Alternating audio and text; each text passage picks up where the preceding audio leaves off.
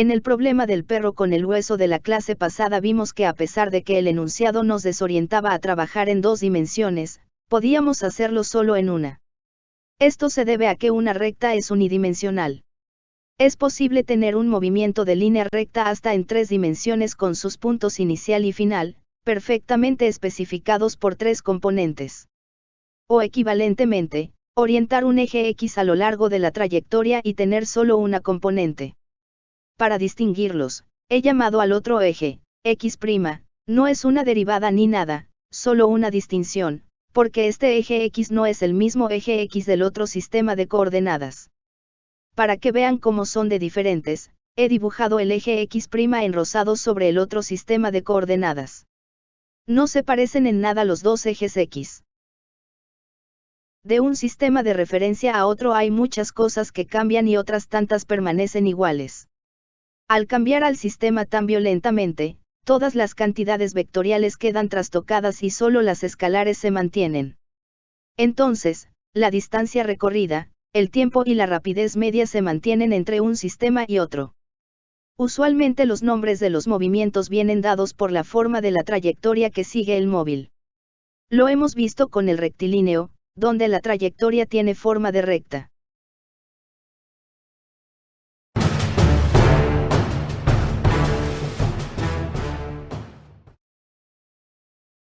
Ahora trataremos el movimiento parabólico, donde la trayectoria tiene forma de parábola. Una parábola es bidimensional, así que lo menos que podemos hacer es emplear 2 ejes. Usualmente, en el eje X diremos que ocurre un movimiento rectilíneo uniforme y en el eje Y, un movimiento uniformemente acelerado. ¿Por qué digo usualmente? Porque la idea habitual que tenemos de un movimiento parabólico es un caso particular denominado lanzamiento de proyectiles. Un movimiento parabólico no es lo mismo que lanzamiento de proyectiles. No. En el universo hay otros movimientos parabólicos, de cuerpos celestes con forma de parábola y en una escala más pequeña, las cargas eléctricas aceleradas por campos eléctricos también pueden seguir parábolas, hacia arriba inclusive, desafiando nuestra concepción de que la gravedad hace caer a todos los cuerpos. A pesar de la connotación bélica que tiene la palabra proyectil, no vamos a ir mucho de guerra, sino a las canchas y es que los proyectiles están muy presentes en el deporte. Sea de tenis, béisbol, básquet o fútbol. Cada pelota lanzada es un proyectil que seguirá una parábola al ser lanzada. Vamos al estadio. El bateador batea, es lo que hacen los bateadores. La pelota sale disparada, realiza esta trayectoria y cae en el jardín derecho. Un sistema de referencia que podemos utilizar es este. Es un sistema útil si vamos a estudiar también la posición de los jugadores. El origen en el home. El eje Y a lo largo de la vertical y los ejes X y Z como son perpendiculares entre sí, se pueden alinear con las líneas de foul. Se ve bonito, pero es un poco problemático si solo queremos a la pelota, porque a menos que ésta viajara por las líneas de foul tendríamos un movimiento en 3 dimensiones. Vamos a dibujar un sistema más conveniente. El eje Y se queda como está, olvidémonos del eje Z y coloquemos el eje X perpendicular al eje de simetría de la parábola. Ahora tenemos 2 dimensiones, tal y como hemos visto siempre. Vamos a ver la trayectoria más de cerca. En la esquina superior derecha están nuestras ecuaciones de movimiento adaptadas al lanzamiento de proyectiles. Como no podemos meter a la parábola en un solo eje necesitamos 2 coordenadas en todo momento. En X es un movimiento rectilíneo uniforme, así que la velocidad en ese eje es constante. Por eso se escribe solo v sub x, ya que no cambia. En el eje Y tenemos una caída libre, aquí la velocidad sí cambia, por ello diferenciamos la velocidad inicial en Y como v sub y. La aceleración es la gravedad, que apunta hacia abajo, de allí el menos g. Dibujamos nuestros ejes X y Y. He aquí la parábola. Si no le ponemos un parado, la parábola se va a infinito por ambos extremos. Ustedes han visto una pelota de béisbol volar infinitamente. Porque yo no. Vamos a recortar la parábola. Delimitamos el movimiento definiendo un punto inicial y un punto final. Marcamos sus coordenadas en la parábola. Nos podemos olvidar de todo lo que está fuera del intervalo que encierran los puntos inicial y final y ahora tenemos lo que se conoce como trayectoria parabólica. Hacemos la importante distinción entre la parábola y la trayectoria parabólica porque como una es finita y la otra es infinita, esto tiene repercusiones en cómo vamos a interpretar los resultados de las ecuaciones. Entonces la partícula en movimiento se ve de esta manera.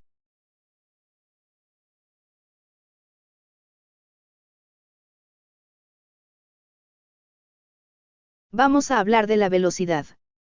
He marcado algunos puntos sobre la trayectoria. Todos menos el último ocurrieron en intervalos de tiempo iguales. Si el primer punto fue visitado en t igual a 0 segundos, el segundo punto fue visitado en t igual a 1 segundo, el siguiente a los 2 segundos y así sucesivamente. Recuerdan que indica la dirección y sentido de la velocidad. Indica hacia dónde va el móvil. Vamos a dibujar las componentes de la velocidad en estos puntos. Empecemos por la X. En este eje hay un movimiento rectilíneo uniforme, la velocidad es constante y vale v sub x. Pueden ver que todas las flechas tienen el mismo tamaño. Como la velocidad apunta hacia donde el móvil va y este va hacia la derecha, tenemos una velocidad positiva. Para constatar una vez más el tipo de movimiento, vamos a proyectar en el suelo los puntos. En un movimiento rectilíneo uniforme el móvil recorre distancias iguales en tiempos iguales. Los puntos proyectados están separados entre sí la misma distancia. En efecto, es un movimiento rectilíneo uniforme. Ahora vamos con la Y. A medida que el móvil sube, la velocidad se hace más pequeña, en un punto se hace cero, evidenciado porque no hay flecha y luego vuelve a crecer, solo que hacia abajo. Esto es típico de la caída libre. Si nos quedan dudas, volvamos a proyectar los puntos en la pared. Las distancias esta vez son desiguales. Al subir, se empequeñecen y al bajar se hacen grandes. No es un movimiento rectilíneo uniforme, para nada. Es un movimiento rectilíneo uniformemente acelerado, donde el móvil frena cuando sube y acelera cuando baja. Veamos el vector suma. La velocidad neta en cada punto es la suma de las velocidades en cada componente, que resulta en el vector morado. Podemos dibujar el ángulo que hace la velocidad con una recta horizontal imaginaria. Vemos que, al subir, el ángulo es de elevación y se va aplastando progresivamente. En el punto más alto, solo tiene velocidad en x y al volver a bajar, aparece un ángulo de depresión, que va creciendo con el tiempo. Vamos a limpiar el diagrama. Unas últimas cantidades de interés son, el alcance horizontal, que en algunos libros llaman R mayúscula, no confundir con el radio, aquí no hay radios. Es una manera glorificada de escribir delta x y mide qué tan lejos cayó el proyectil luego de ser lanzado. El punto más alto al que llega es la altura máxima, Ymax. Se mide respecto al origen en Y que se fijó. Distintos sistemas de referencia darán diferentes valores de Ymax, por eso en los enunciados se suele especificar el origen, para que ningún loco ponga el origen en la luna o algo así. Tmax o tiempo máximo, mide cuánto tardó el proyectil en llegar a la altura máxima desde el punto inicial. El tiempo de vuelo, que es lo mismo que cuánto tiempo estuvo en el aire. No siempre es 2 veces Tmax como algunos problemas hacen creer. Eso solo sucede cuando la trayectoria parabólica es simétrica, es decir, cuando su altura final e inicial son iguales. En general, se debe calcular el tiempo de vuelo t sub v con la resolvente de y sub f. Algunas listas de fórmulas añaden ecuaciones para el tiempo máximo y la altura máxima. No recomiendo caletrearlas, porque un olvido de un cuadrado les va a dar una respuesta totalmente diferente. En cambio, dado que sí se tienen que saber las fórmulas de velocidad, recomiendo esto. Como el móvil se detiene en y en la altura máxima. De la fórmula de v final al cuadrado, anularla y despejar y max. Recuerden que delta y es y final menos y inicial. Si y inicial es 0 y y final es la altura máxima, delta y es simplemente y max. Y para el tiempo máximo, anular v final de la otra ecuación y despejar t. Vamos ahora con problemas típicos de lanzamiento de proyectiles. Durante las erupciones volcánicas, trozos de roca sólida pueden salir despedidos de un volcán. Estos proyectiles se llaman bombas volcánicas. La altura del volcán es de 3,3 kilómetros. Ignorando los efectos del roce del aire, halle la rapidez inicial v sub i con la cual fue expulsada la bomba, desde el punto A, si la velocidad tiene inicialmente un ángulo de elevación z igual a 35 grados sobre la horizontal, y cayó al pie del volcán en B a 9,4 kilómetros medidos horizontalmente. La velocidad en el punto más alto de la trayectoria y el tiempo en el cual la alcanzó. Este enunciado es más largo que los que hemos tratado hasta ahora. Vamos a analizar qué nos están pidiendo y qué datos nos suministran. Nuestro proyectil es la bomba volcánica. Los 3,3 kilómetros son la altura inicial de la que sale volando.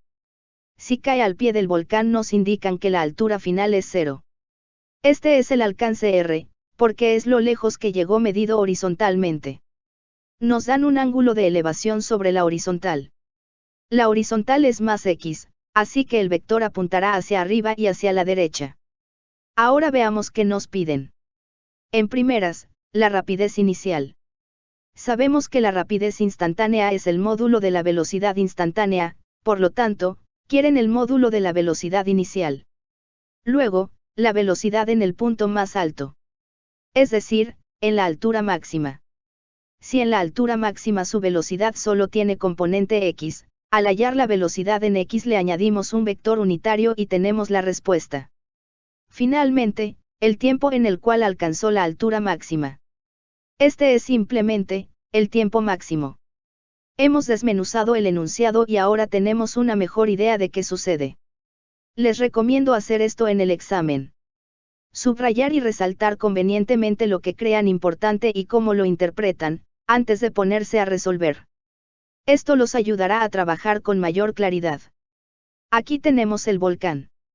Dibujamos los ejes, con el origen en el pie del volcán. Marcamos los puntos inicial y final. Dibujamos el vector velocidad inicial. Como apunta hacia arriba y hacia la derecha, sabemos que el móvil subirá. Llegará a una altura máxima donde su velocidad en y se anule y luego, bajará. Esta es nuestra trayectoria. Aquí va la bomba volcánica.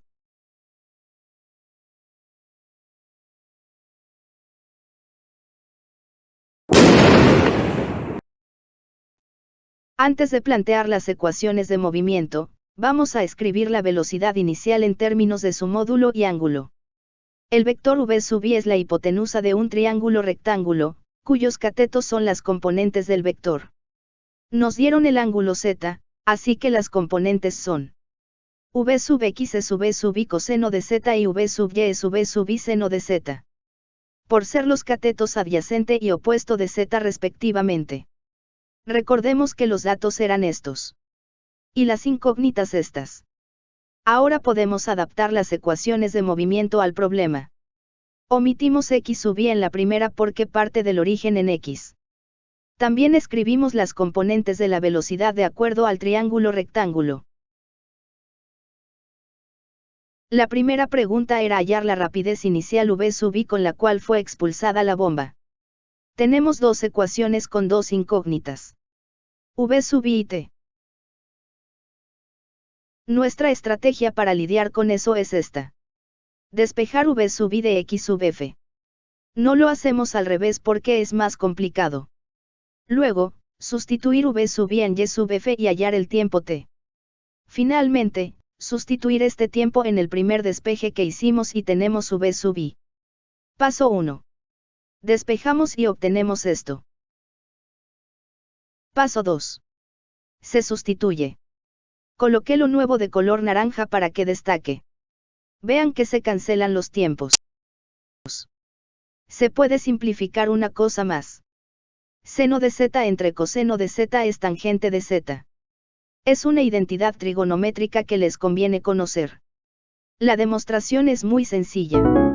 Se sustituyen las definiciones de seno y coseno. Se hace una doble C y finalmente se cancelan las hipotenusas, obteniendo cateto opuesto entre cateto adyacente, que no es más que tangente. Seguimos. Antes nos había quedado esto. Queremos el tiempo. Vamos a ver el despeje paso a paso. Aquí está nuestra variable. Vamos a pasarla al otro lado de la igualdad. Si está restando, pasa al otro lado. Sumando. Queda esto. Este 2 estorba. Está dividiendo, pasa al otro lado. Multiplicando. Queda esto. Aparecen unos paréntesis del lado derecho porque el 2 multiplica a todo el mundo. Ojo, he visto demasiados estudiantes que pasan multiplicando solo al primer término. No hagan eso. Queda la gravedad, que multiplica, pasa al otro lado. Dividiendo. Resulta esto. Solo queda el cuadrado. ¿Qué es lo opuesto de un cuadrado? Una raíz cuadrada. Se calcula a ambos lados y queda esto. Al evaluar los datos nos da 44,46 segundos aproximadamente. Quizás se pregunten de dónde salió ese valor absoluto. Miren a su derecha. En general, si tienen algo así y quieren despejar x. Sin pensarlo le lanzan una raíz cuadrada. Lo cierto es que, esta es una ecuación que tiene dos soluciones. Si a vale 9, x vale 3 porque 3 por 3 es 9, pero también x puede valer menos 3, porque menos 3 por menos 3 también es 9. De ahí el más menos. Que uno está acostumbrado a ver del otro lado. Aunque da igual de qué lado esté. Esto es equivalente a, en vez de un más menos, un valor absoluto. Es fácil olvidar esto porque suele necesitarse solamente la solución positiva. El último paso, era sustituir ese tiempo en el primer despeje, el de v sub i. Esta es la respuesta final de la pregunta. Siguiente pregunta, hallar la velocidad en el punto más alto de la trayectoria. Es muy fácil, al tener la respuesta anterior. Solo hay que calcular la componente x de la velocidad inicial. De acuerdo al triángulo rectángulo sabemos que vale v sub i por el coseno de z. Evaluamos y da esto. Pero esta no es la respuesta aún. El enunciado pidió velocidad en el punto más alto, no componente de la velocidad. La respuesta final es esta. Vean que tiene un vector unitario en x. Porque como vimos, en el punto más alto no hay velocidad en y. Por último, el tiempo en el cual la alcanzó. El tiempo máximo. Se despeja Tmax de la ecuación de velocidad final en y. Se cancela la velocidad final porque se anula en el punto más alto. Recuerden que en esta ecuación final e inicial no son final e inicial del movimiento. Son el final e inicial del intervalo que nos venga en gana. Aquí tomamos como inicial el inicio y final cuando va por la altura máxima, cuidado. Se adapta la ecuación. Se despeja y sustituye. Obtenemos esto. Normalmente los tiempos de los proyectiles son mucho más cortos, pero recuerden que la bomba volcánica viajó kilómetros antes de caer. Vamos a un segundo problema. A una joven se le atoró un platillo en la rama de un árbol. Le pide ayuda a un futbolista quien toma un balón y lo patea desde el suelo tal que, cuando golpea al platillo, la velocidad del balón solamente tiene componente horizontal. Si la distancia horizontal entre el platillo y el punto donde el balón fue pateado es de 10 metros y, el balón golpea al platillo transcurrido un segundo. Calcule. Velocidad inicial, magnitud v sub i y ángulo z respecto a la horizontal, con la cual se pateó al balón. La altura respecto al suelo donde está atorado el platillo. La distancia medida en línea recta entre el punto donde se patea el balón y el platillo. Volvamos a analizar la situación en detalle. Que implica que cuando golpea al platillo, la velocidad del balón solamente tiene componente horizontal. Eso solo ocurre en un instante del movimiento, en la altura máxima. Como no pasó de allí y el platillo está a 10 metros medidos horizontalmente, este es el alcance. Nos dan el tiempo de vuelo. Como la trayectoria termina en la altura máxima, este es también el tiempo máximo. Piden la velocidad inicial en forma de magnitud y ángulo respecto a la horizontal. Traducción, quieren la velocidad inicial en coordenadas polares. Las vimos en la clase de vectores, son una manera alternativa de expresar un vector y encierran la misma información que las coordenadas cartesianas. Se busca la altura final respecto al suelo, que sabemos que es y max. Respecto al suelo también nos dice que el origen está en el suelo. Por último, la distancia medida en línea recta entre el punto donde se patea el balón y el platillo no es más que el módulo del desplazamiento. Ya lo veremos con más detenimiento en un momento. Vamos a ver la situación. Aquí está la joven y su platillo. Qué mala suerte que haya caído en el único árbol que hay en todo este territorio. Entra el futbolista.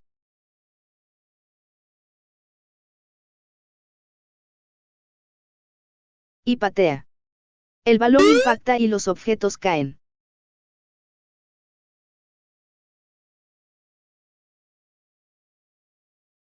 Todos han recuperado sus pertenencias. Volvamos a la trayectoria. Solo nos interesa lo que le pasa a la pelota desde que es pateada hasta que impacta. Aquí hemos plasmado los datos del problema. Adicionalmente, conocemos el tiempo máximo. Y deseamos conocer el valor de estas incógnitas. Veamos qué nos aportan las ecuaciones de velocidad. De una vez he despejado la velocidad en x de la ecuación de movimiento. En estas ecuaciones las únicas incógnitas son las velocidades. Vamos con la primera pregunta. Se calcula cada componente. Para la velocidad en x solo hay que evaluar los datos y obtenemos esto. Para la y, sabemos que la velocidad final es 0 porque estamos tomando como final cuando golpea al platillo. Despejamos la inicial y sustituimos. Para construir el vector en polares debemos calcular el módulo. Y el ángulo de elevación con el eje X positivo. Entonces, la respuesta definitiva es esta. Sigue la altura. Como es una altura máxima, vamos a sacarla de la fórmula de velocidad final en y al cuadrado.